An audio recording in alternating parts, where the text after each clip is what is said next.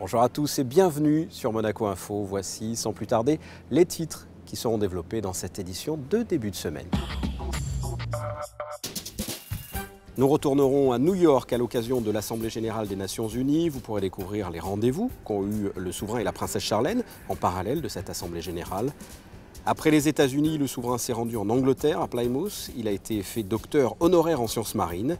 Nous parlerons du Blue Ocean Film Festival organisé dimanche dernier. Un partenariat a été signé entre la Fondation Prince Albert II et le musée océanographique.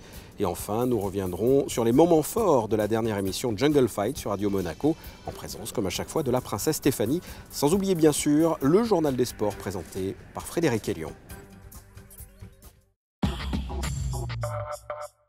Vous le savez, la semaine dernière a été marquée par la visite du souverain à New York à l'occasion de l'Assemblée générale des Nations Unies. Le prince a également assisté à plusieurs autres événements, notamment pour sa fondation, le récit d'Élodie Messager. C'est un périple long d'une dizaine de jours que le souverain a entamé aux États-Unis. Après un déplacement dans l'Utah, le Wyoming et le Missouri, le souverain a ponctué sa tournée américaine par une escale de plusieurs jours à New York, où se tenait la 68e Assemblée générale des Nations Unies, une session particulièrement importante pour Monaco qui en assure la vice-présidence jusqu'en septembre 2014. Mais avant de s'exprimer à la tribune de l'ONU, le prince, accompagné de la princesse, s'est rendu à une réception organisée par le président américain Barack Obama et son épouse lundi soir, en présence de plusieurs autres chefs de gouvernement. Dans l'après-midi, il a également assisté à une réunion du collectif Ocean Elders, une entité qui regroupe plusieurs personnalités engagées dans la protection des océans et des êtres vivants qui peuplent les mers du globe. Des rencontres suivies d'un dîner auquel son Altesse Sérénissime a assisté, entouré du célèbre réalisateur David Cameron et de l'homme d'affaires Richard Branson. La journée de mardi a été marquée par l'ouverture du débat général au siège des Nations Unies et l'intervention du souverain devant les principaux chefs d'État de la planète.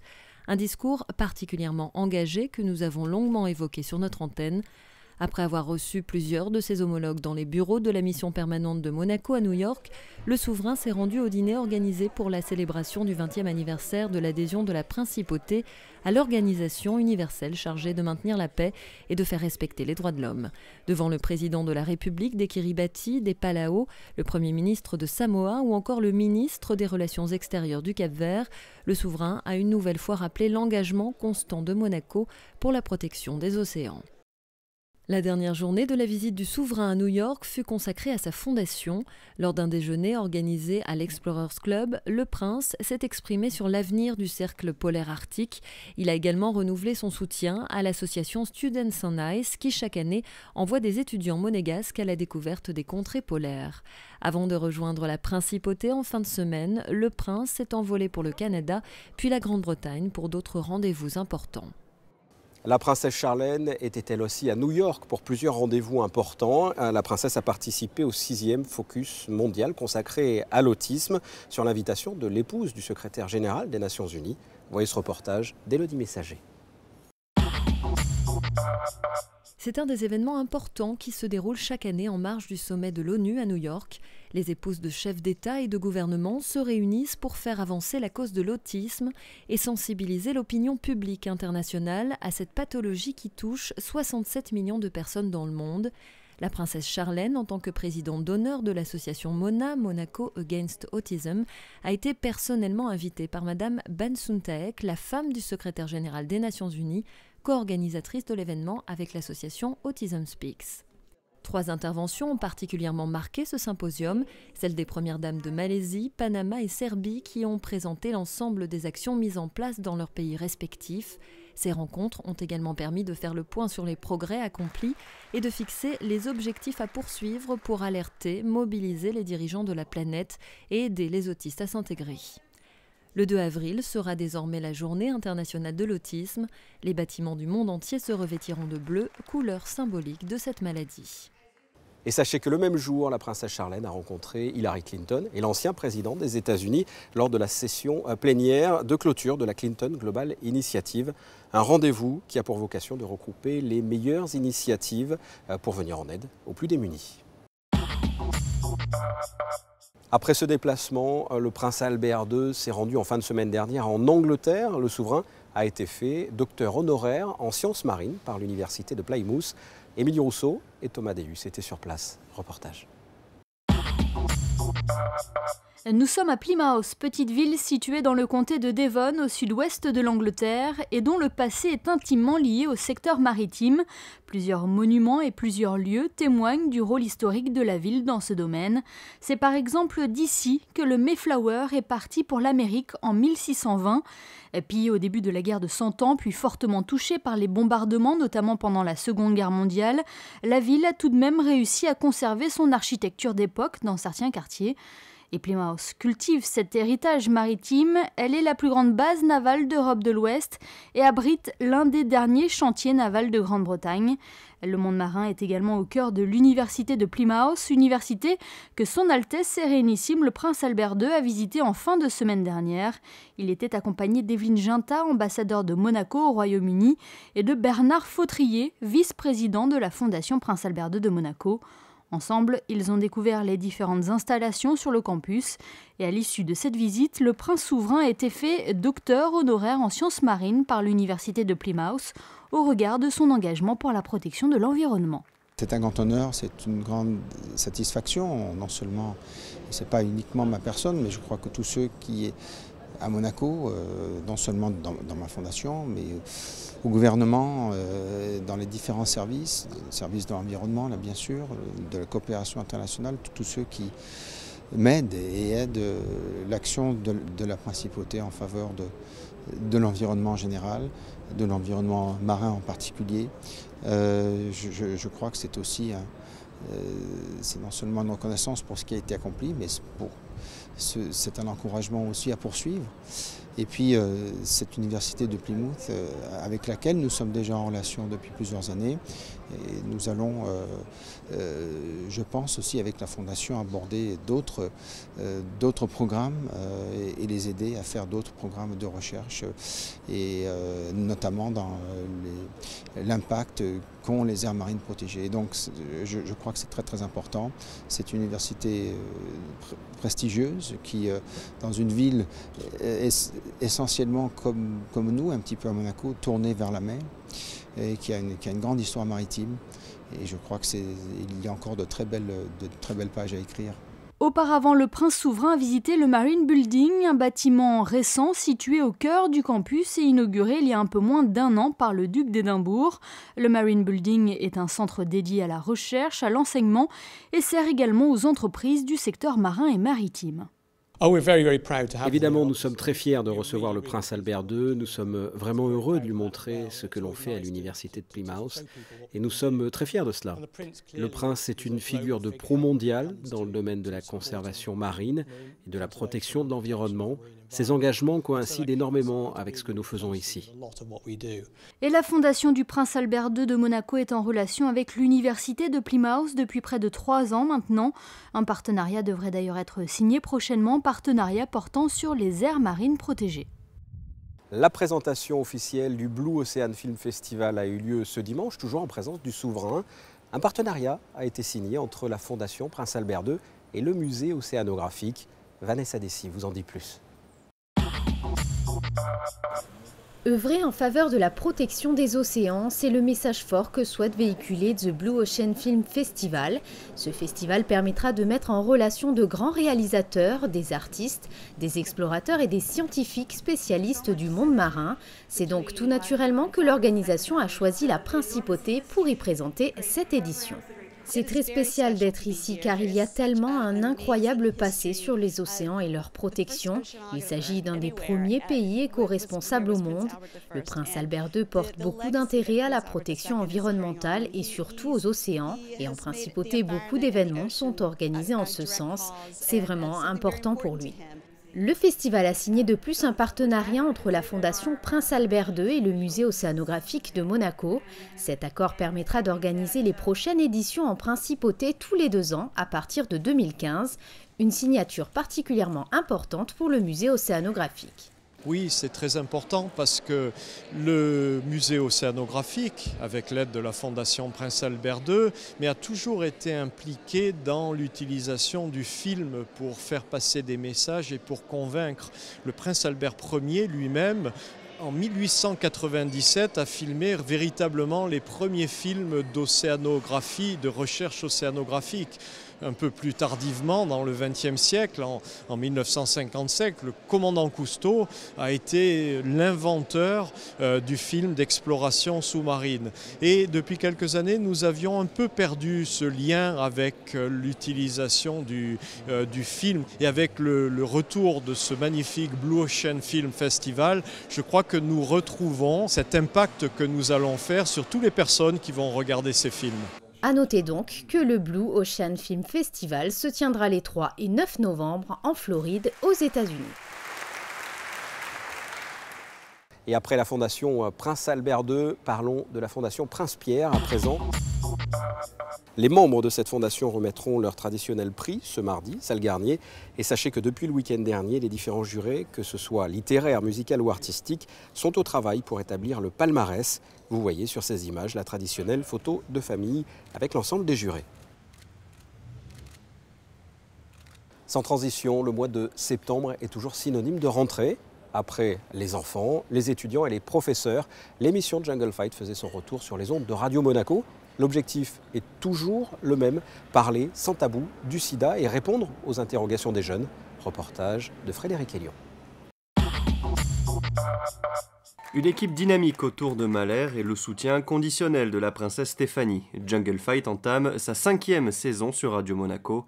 L'émission mensuelle a toujours la même vocation, évoquer le sida, les moyens de contraception et lutter contre la propagation de cette maladie. Pour y contribuer, les équipes de Fightheads Monaco ont organisé plusieurs événements cet été. Tout d'abord, Test in the City le 22 juin, une opération de prévention sur la plage du Larvoto avec une tente pour les dépistages. Une mission de formation au Burundi a eu lieu du 29 juin au 6 juillet et la soirée de Gala Fightheads Monaco a permis de récolter 27 000 € le 5 août dernier. Pour sensibiliser un plus grand nombre de personnes, rien de tel qu'une émission à la radio. On revient souvent sur les questions, c'est des questions qui sont liées à la rencontre amoureuse et la prévention des risques liés à la sexualité. Donc, ils font part des expériences. Donc on parle de protection bien entendu, le rappel du préservatif. C'est important d'avoir des lieux comme ça avec l'émission de radio où la princesse est là et c'est dans un cadre un petit peu plus décontracté où du coup ils peuvent poser des questions et d'autres peuvent entendre, ceux qui n'osent pas forcément venir à la radio peuvent l'entendre.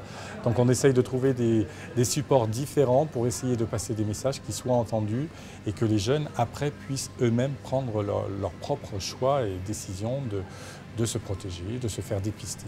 Des jeunes du lycée technique et hôtelier de Monaco sont venus, comme chaque mois, poser leurs questions et raconter leur expérience. Nous, on est venus parler du papillomavirus. On voulait savoir si, lors d'un rapport sexuel, on pouvait être vacciné même après avoir eu déjà des rapports sexuels. Moi, j'ai demandé si on pouvait guérir du papillomavirus. Et voilà. Le sida recule en Afrique avec une diminution de 52% de nouveaux cas constatés, mais la maladie progresse dans la région PACA, notamment chez la communauté homosexuelle.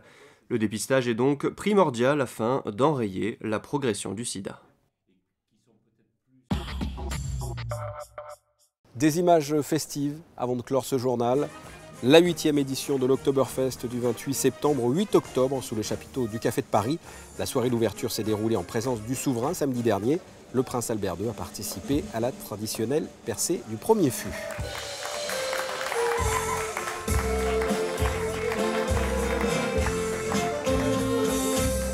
Quel temps va-t-il faire pour les jours à venir? Voici la météo. À commencer par mardi, un temps sec, ensoleillé et très doux. Les températures varieront entre 18 et 23 degrés.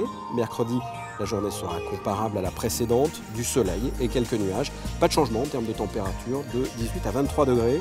Jeudi, encore du soleil, parfois gêné par des nuages passagers et un vent d'Italie un peu plus sensible qui rafraîchira les températures, de 18 à 21 degrés. Et enfin vendredi, pas de changement important, un temps assez agréable entre soleil et nuages. Il fera de 17 à 22 degrés. Ce journal est terminé, je vous remercie de l'avoir suivi. Je vous laisse sans plus tarder entre les mains de Frédéric Elion avec son journal des sports. À très bientôt. Au revoir.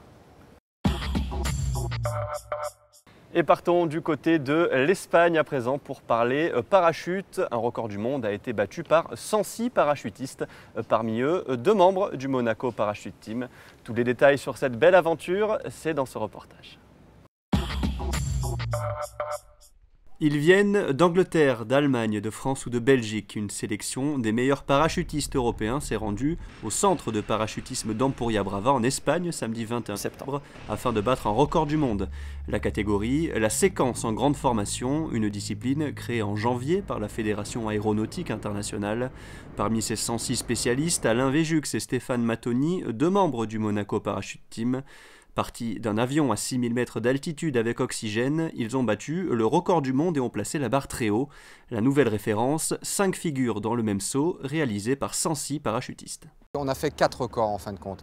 On a battu le précédent record du monde qui a été fait par des Russes au mois d'août, qui était 2 figures différentes dans le même saut à 101. Et nous on a commencé à faire 102 à 106, donc 5 parachutistes de plus. Et après on a fait 3 points, 4 points, 5 points et ça, les sauts l'un à la suite des autres, ce qui était incroyable parce qu'à chaque fois on rebattait notre propre record.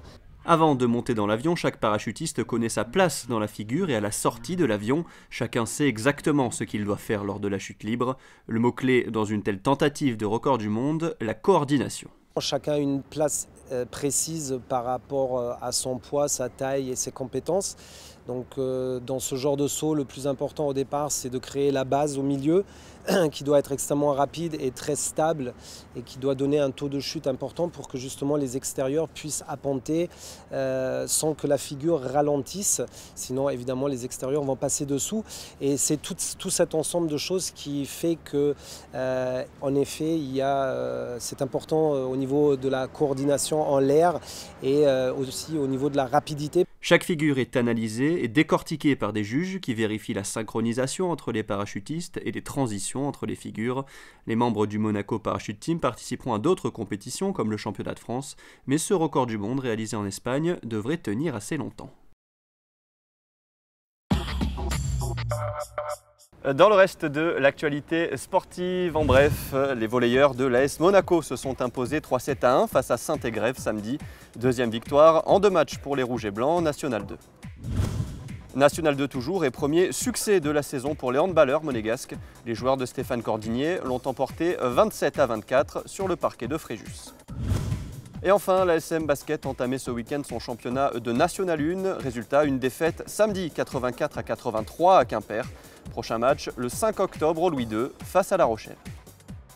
L'ASM Basket s'est donc incliné de justesse à Quimper en ouverture du championnat. Une défaite qui ne remet pas en cause le projet ambitieux du club. Quels sont les objectifs cette saison, puis à moyen terme? La réponse dans ce reportage.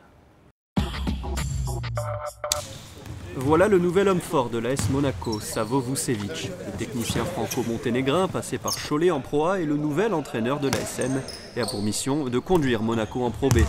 Un projet ambitieux, similaire à celui connu à Antibes. En 2007, Savo Vucevic avait fait monter le club azuréen de N1 en Pro B dès la première année. Cette saison, Monaco est le favori en National 1. L'équipe monégasque allie expérience et jeunesse. Pas question de penser aux playoffs. L'ASM vise la montée directe. On vise clairement la première place, éviter de passer par les playoffs et un match sur lequel ça peut jouer sur une possession. Donc on va tout miser sur la première place. Il ne faut pas se cacher derrière, de raconter ceci, cela. Il y a une chose qui compte, c'est monter en Pro B. Pour un coach, c'est important d'avoir des challenges. Donc moi je pense ici à Monaco, il y a vraiment un challenge. On voit ce qui se passe en foot, pourquoi pas en basket. D'autant plus que dans la France de basket, il y a beaucoup de gens qui parlent et ils aimeraient bien voir l'équipe de Monaco au très haut niveau. La moitié de l'effectif de l'an dernier a été conservé et des joueurs confirmés sont arrivés à l'intersaison. Dusan Kezman a déjà remporté l'Euroleague et Derek Obasohan est un scoreur venant de Pro A. 2 recrues de choix auxquelles viennent s'ajouter des joueurs habitués à la N1. Ils sont vraiment très abordables, très sympas, même s'ils viennent de Pro A, ils ne sont pas venus avec un ego surdimensionné, ils sont intégrés directement dans le groupe, donc ça c'est important. Ça fait 2 ans d'affilée que je perds en finale pour la montée en Pro B, donc moi personnellement j'ai pas trop envie d'y aller, je préfère qu'on finisse premier et qu'on monte directement. Ouais. Tous les postes sont vraiment doublés, il y a du niveau à tous les postes et je pense que le club a vraiment réalisé une équipe qui va avec ses objectifs. La préparation a permis de faire le plein de confiance avec des victoires contre Fos-sur-Mer et hier Toulon, des équipes de Pro B. Avec le soutien financier de l'Ukrainien Sergei Diadeshko, Monaco a de grandes ambitions et pense à la Pro A d'ici quelques années. Première étape de ce beau projet, la montée en Pro B en fin de saison. Pour cela, il faudra finir devant Blois, Quimper ou Cognac, principaux concurrents de l'ASM cette saison 1. Ce journal des sports est à présent terminé. Merci à tous de l'avoir suivi. À très bientôt sur Monaco Info.